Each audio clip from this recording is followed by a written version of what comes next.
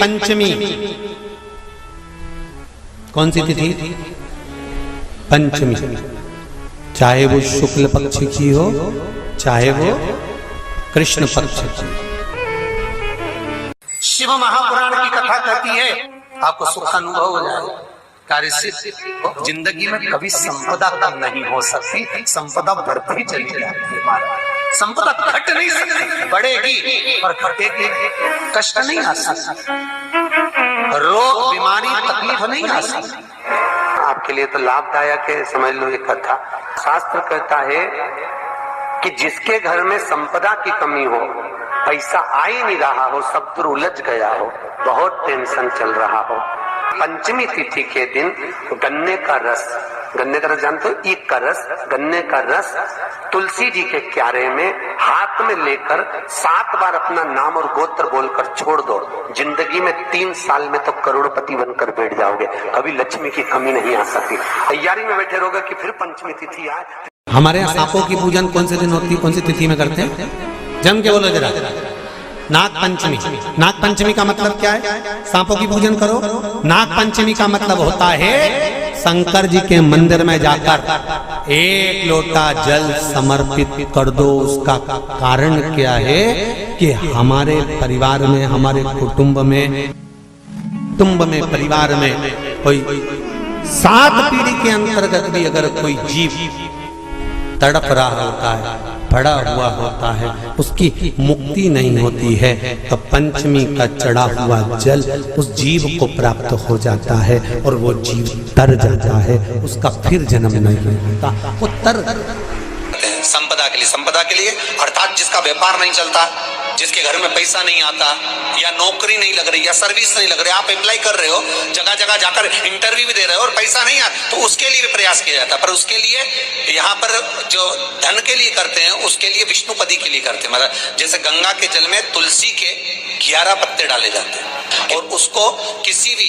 नारायण के मंदिर में राम कृष्ण शिव शंकर नहीं, राम कृष्ण भगवान विष्णु दत्त आदि जितने नारायण के मंदिर है, उस मंदिर में किसी भी पात्र में, एक छोटे से पात्र में उसको भरकर रखी आते हैं महाराज। उससे भी जॉब, सर्विस, नौकरी में सफलता प्राप्त हो जाती है। परंतु वो भी एकादशी को ही होता है। कुछ देर तक पात्र को रखा जाता है, फिर वही पात्र का जल किसी भी वृक्ष के नीचे डाल दिया जाता है, उससे भी नौकरी के लिए फायदा मिलता है। गंगा का जल को एकादशी और द्वादशी, इन 3 तिथियों पर एक रोटी में थोड़ा सा मीठा रखकर सोमक पितृ का नाम लेकर यदि गाय को खिला दिया जाता है, तो अगर कोई पूर्वज प्रेत योनि में भी पड़ा हुआ होता है, भटक रहा होता है, जिसको पिंड नहीं मिला, जो अचानक मर गया होता है, अधोगति में चले गया होता है, उस जीव की मुक्ति दशमी,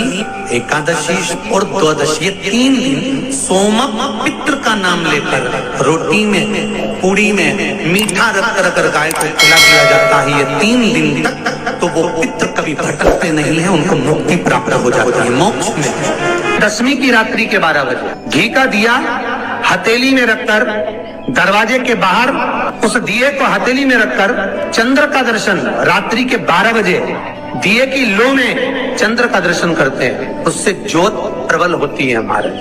या तो होगा वो नवमी की रात्रि 12 बजे या दशमी की रात्रि की 12 बजे चंद्र का दर्शन, दीप घी का हाथ में जलाकर, नाम गोत्र अपना बोलकर, नरसिंह भगवान का स्मरण कर कर, ज्योति में चंद्र का स्मरण कर कर दर्शन किया जाता है। नेत्र कमजोर हो तो 3 या 4 दिन में ज्योतियों का क्रम बढ़ना प्रारंभ होता है। वैसे तो 15 दिन का लिखा है, पर शिव महापुराण कहती है 3-4 दिन का क्रम बहुत होता है, बढ़ता जाता है। केवल दशमी, चाहे उजाला की हो चाहे अंधेरे की। कौन से महादेव का नाम लेना है? श्रम्भेश्वर महादेव। तो जब कोई व्यक्ति चिड़चिड़ करता है, क्रोध करता है, गुस्सा करता है, तो महाराज शंकर भगवान का श्रम्भेश्वर महादेव का नाम लेकर 31 बेलपत्र, जिस व्यक्ति को क्रोध आता है उस व्यक्ति का स्मरण कर कर आखा चावल मतलब सेगे चावल के साथ एक बेलपत्र 31 बेलपत्र कर कर शिव जी के शिवलिंग पर समर्पित करी जाती है, मात्र दशमी की तिथि के लिए। केवल दशमी, चाहे उजाला की हो चाहे अंधेरे की। कौन से महादेव का नाम लेना है? श्रम्भेश्वर महादेव, शिव जी का एक छोटे छोटे बच्चे रहते हैं, कुछ कुछ बच्चों को माता जबरदस्ती के भोजन कराती है, खिलाती है, ठोकती, मारती, खिलाती है।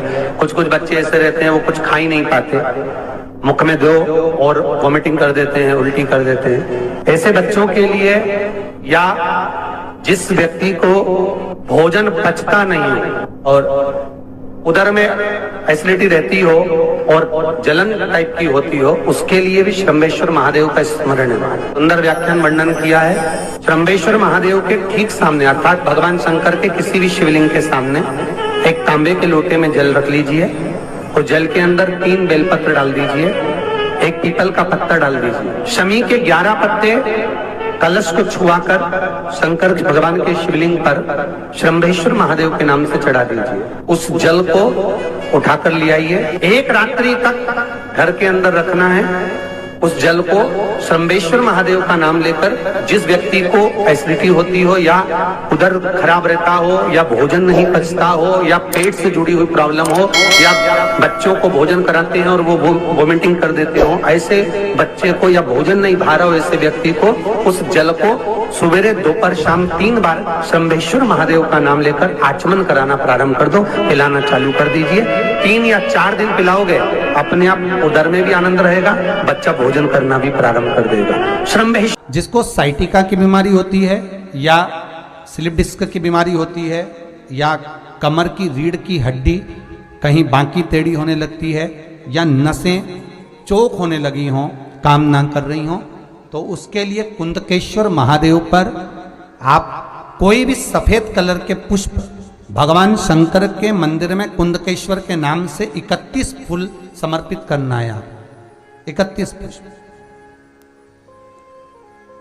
और कुंदकेश्वर के नाम से 31 पुष्प समर्पित कर कर बेलपत्री के पेड़ के नीचे की जड़ थोड़ा सा भाग निकालकर ऊपर से छीलकर अंदर का भाग शंकर कुंदकेश्वर को चढ़ाना है। उस जड़ को लाकर उसको पीसना है और पीसकर सुबह के समय पर 3 बार उसका कुंदकेश्वर का नाम लेकर सेवन करना है। जिसको साइटिका और जिसको रीढ़ की हड्डी, स्लिप डिस्क, जिसको प्रॉब्लम होती है उसको बाबा कुंदकेश्वर एक ऐसे महादेव हैं क्योंकि भगवान शंकर के चरण पर पार्वती के द्वारा फेंका गया कुंद का प्रहार हुआ और उससे बाबा को चोट लगी, जिससे बाबा का नाम कुंदकेश्वर पड़ा। जब आप जल शंकर को चढ़ाने तो रोज ही जाते हैं।